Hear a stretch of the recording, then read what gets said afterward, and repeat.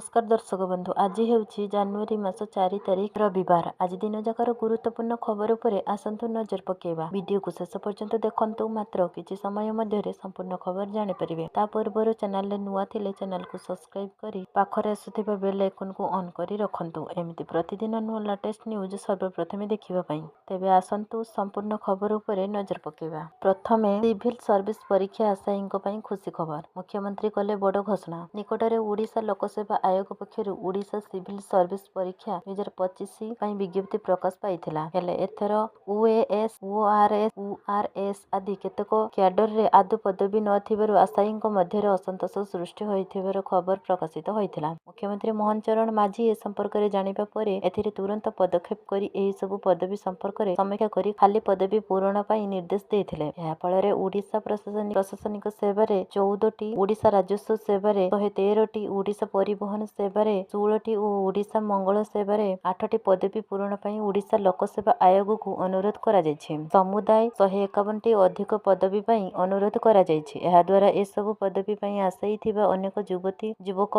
परीक्षा देई निज योग्यता बल रे सफलता हासिल करि परिबे। मुख्यमंत्री कहिसंती राज्य सरकार नियुक्ति क्षेत्र को सर्वाधिक गुरुत्व आरोप करिसंती एवं गत 18 मासरे प्राय 40,000 सरकारी पदवी पूरण होई सारिछि। परवर्ती खबर रेकर्ड भांगुची ओडिशा चिंता बढ़ाउची वायु प्रदूषण। तालचेर देश रे सर्वाधिक प्रदूषित। आज अपराह्न 4 प्रकाशित बुलेटिन अनुसार 332 एक्वाई सह तालचेर भारतर सर्वाधिक प्रदूषित सहर। द्वितीय स्थान रे रहिछि बारिपदा जहार एक्वाई रहिछि 324। सेहिपरि अनुगुल रे वायुर गुणवत्ता 321 थिबा बेले तृतीय स्थान रे रहिछि। सेहिपरि अनुगुल रे वायुर गुणवत्ता 321 थिबा बेले तृतीय स्थान रे रहिछि। एपटे गत सप्ताह हेलानी क्रमागत भाबरे राजधानी भुवनेश्वर रे एक्वाई 300 उपरे रहुछि। आज सकाळे भुवनेश्वर रे वायुर गुणवत्ता मान 303 थिबा बेले अपराह्न रे रहिछि 294। विशेष करी घन कुहुडी निर्माण कार्य एवं अधिक यानवाहन चलाचल जोगु प्रदूषण मात्रा अधिक रहुछि जहाको नै चिंता प्रकट करिसंती परिवेशविद। सेपटे किंतु कौनसी अलार्मिंग स्थिति नाही बोली राज्य प्रदूषण नियंत्रण बोर्ड पक्षरु कुहा जायछि। आसंता 7 तारिख जाए घन कुहुडी नै सतर्कता जारी कहिछि पाणीपाग केन्द्र। तेणु प्रदूषणर मात्रा आहुरी बढ़ी पारे। सेपटे प्रदूषण बढ़िला कटकणा लागिला। तालचेर पौरपालिका रे अति खराब प्रदूषण लागि अनुगुल जिल्लापालଙ୍କ कार्यालय पक्षरु जारी हेला कटकणा। 7 दिन पई लागू हेला कटकणा। संध्या 6 टारु सकाळ 10 टा जाए बंद रहिबो सब प्रकार निर्माण कार्य। परवर्ती खबर 2 दिनर वृद्धि परे हठात खसिला सुना दर।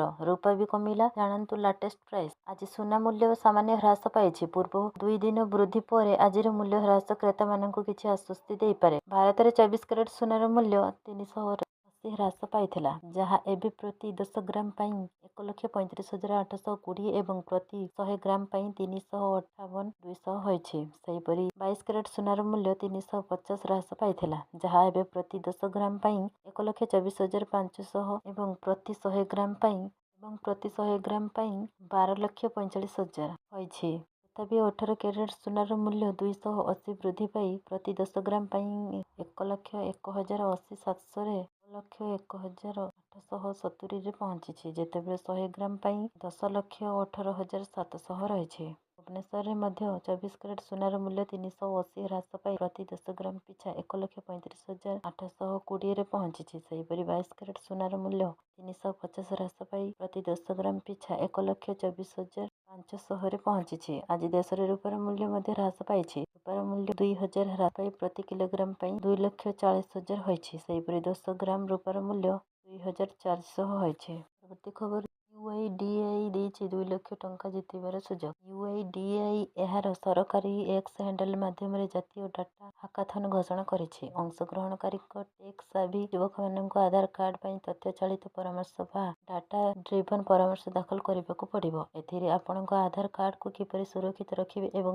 ଏହା ବିଷୟରେ ସଚେତନତା ବୃଦ୍ଧି କରିବା ପାଇଁ ପଦକ୍ଷେପ ସମ୍ପର୍କରେ ସୂଚନା ଅନ୍ତର୍ଭୁକ୍ତ ହେବ। ଯଦି ସରକାରୀ ସଂସ୍ଥା ଅଂଶଗ୍ରହଣକାରୀଙ୍କ ପରାମର୍ଶକୁ ଅନୁମୋଦନ କରେ ତେବେ ସେମାନଙ୍କୁ ଏକ ନଗଦ ପୁରସ୍କାର ଏବଂ ଏକ ପ୍ରମାଣପତ୍ର ପ୍ରଦାନ କରାଯିବ। ଜାତୀୟ ଡାଟା ହାକାଥନ ପାଇଁ 5ଟି ଅଭିନବ ଚିନ୍ତାଧାରା ପାଇଁ ସରକାରୀ ସଂସ୍ଥା ନଗଦ ପୁରସ୍କାର ଏବଂ ପ୍ରମାଣପତ୍ର ଘୋଷଣା କରିଛି। ପ୍ରଥମ ସ୍ଥାନ ଅଧିକାର କରିଥିବା ବ୍ୟକ୍ତିଙ୍କୁ 2 ଲକ୍ଷ ନଗଦ ପୁରସ୍କାର ମିଳିବ। ଦ୍ୱିତୀୟ ସ୍ଥାନ ଅଧିକାର କରିଥିବା ବ୍ୟକ୍ତିଙ୍କୁ 1,50,000 ନଗଦ ପୁରସ୍କାର ମିଳିବ। ତୃତୀୟ ସ୍ଥାନ ଅଧିକାର କରିଥିବା ବ୍ୟକ୍ତିଙ୍କୁ 75,000 ନଗଦ ପୁରସ୍କାର ମିଳିବ। ଚତୁର୍ଥ ସ୍ଥାନ ଅଧିକାର କରିଥିବା ବ୍ୟକ୍ତିଙ୍କୁ 50,000 ନଗଦ ପୁରସ୍କାର ମିଳିବ। ପଞ୍ଚମ ସ୍ଥାନ ଅଧିକାର କରିଥିବା ବ୍ୟକ୍ତିଙ୍କୁ 25,000 ନଗଦ ପୁରସ୍କାର ମିଳିବ। ଏହି ପଦକ୍ଷେପ ପାଇଁ ପଞ୍ଜୀକରଣ ଜାନୁଆରୀ 5, 2026ରୁ ଆରମ୍ଭ ହେବ। ବ୍ୟବହାରକାରୀମାନେ ଜାନୁଆରୀ 5ରୁ ଜାନୁଆରୀ 20, 2026 ମଧ୍ୟରେ ସେମାନଙ୍କର ଚିନ୍ତାଧାରା ଦାଖଲ କରିପାରିବେ। ପରବର୍ତ୍ତୀ ଖବର, ଗୋଟିଏ ସ୍କିମରେ ଡବଲ ଲାଭ, ମାସକୁ 50,000 ପେନସନ, ଏକାବେଳକେ ମିଳିବ 4 କୋଟି। ଏନପିଏସ୍ ହେଉଛି ଭାରତ ସରକାରଙ୍କ ଦ୍ୱାରା ପରିଚାଳିତ ଏକ ଦୀର୍ଘକାଳୀନ ବିନିଯୋଗ ଯୋଜନା। 60 ବର୍ଷ ବୟସରେ ଆପଣ ଆପଣଙ୍କର ମୋଟ ଜମା ରାଶିର 60% ନଗଦ ଉଠାଇ ପାରିବେ ଏବଂ ବାକି 40% ଟଙ୍କା ଆନୁଇଟିରେ ରହେ, ଯାହା ଆପଣଙ୍କୁ ମାସିକ ପେନସନ ପ୍ରଦାନ କରେ। ଧରାଯାଉ ଆପଣଙ୍କ ବୟସ 25 ବର୍ଷ, ଅବସର ବୟସ 60 ବର୍ଷ। ଯଦି ଆପଣ ମାସକୁ 15,000 ଟଙ୍କା ଏନପିଏସରେ ଜମା କରନ୍ତି, ତେବେ 35 ବର୍ଷ ପରେ ଆପଣଙ୍କର ମୋଟ କର୍ପସ ପ୍ରାୟ 6.7 କୋଟି ଟଙ୍କା ହେବ। ଏକକାଳୀନ ନିୟମ ଅନୁଯାୟୀ ଆପଣ ମୋଟ ରାଶିର 60% ଅର୍ଥାତ୍ ପ୍ରାୟ 4.2 କୋଟି ଟଙ୍କା ନଗଦ ପାଇବେ। ଏହି ଟଙ୍କା ସମ୍ପୂର୍ଣ୍ଣ ଟ୍ୟାକ୍ସ ଫ୍ରି। ବାକି 40% ଅର୍ଥାତ୍ ପ୍ରାୟ 2.68 କୋଟି ଟଙ୍କା ଆପଣଙ୍କ ପେନସନ ପାଇଁ ରହିବ। ଯଦି ଆମେ 6% ବାର୍ଷିକ ରିଟର୍ଣ୍ଣ ହିସାବ କରୁ, ତେବେ 2.68 କୋଟି ଟଙ୍କାରୁ ଆପଣଙ୍କୁ ବାର୍ଷିକ ପ୍ରାୟ 16 ଲକ୍ଷ ଟଙ୍କା ମିଳିବ। ଏହି ହିସାବରେ ଆପଣଙ୍କର ମାସିକ ପେନସନ ପ୍ରାୟ 1,34,000 ଟଙ୍କା ହେବ। ଯଦି ଆପଣ ମାସିକ କମ୍ ନିବେଶ କରନ୍ତି, ତେବେ ବି ଆରାମରେ 50,000 ଟଙ୍କା ପେନସନ ପାଇବେ। ପରବର୍ତ୍ତୀ ଖବର, ଘରେ ଘରେ ଲାଗିବ ସ୍ମାର୍ଟ ମିଟର। କ୍ୟାବିନେଟ ନିଷ୍ପତ୍ତି ପରେ ଆସିଲା ଗାଇଡଲାଇନ। ଲୋକଙ୍କ ଘରେ ସ୍ମାର୍ଟ ମିଟର ଲଗାଇବେ ସରକାର। କ୍ୟାବିନେଟ ନିଷ୍ପତ୍ତି ପରେ ଗାଇଡଲାଇନ ଆଣିଲା ଶକ୍ତି ବିଭାଗ। ଏନେଇ ରାଜ୍ୟ ସରକାର 735 କୋଟି ଟଙ୍କାର ଏକକାଳୀନ ଅନୁମୋଦନ ପ୍ରଦାନ କରିବାକୁ ନିଷ୍ପତ୍ତି ନେଇଛନ୍ତି। 2 କିଲୋୱାଟ ପର୍ଯ୍ୟନ୍ତ ଥିବା 8,75,000 ମିଟରକୁ ବଦଳାଇ ସ୍ମାର୍ଟ ମିଟର ଲଗାଯିବ। ଏହି ବାବଦକୁ ଖର୍ଚ୍ଚ ହେବ 340 କୋଟି ଟଙ୍କା। ସେହିପରି 2,78,100 ଉପଭୋକ୍ତା ନୂଆ ସଂଯୋଗରେ ସ୍ମାର୍ଟ ମିଟର ଲଗାଇବା ପାଇଁ 88 କୋଟି ଟଙ୍କା ଖର୍ଚ୍ଚ ହେବ।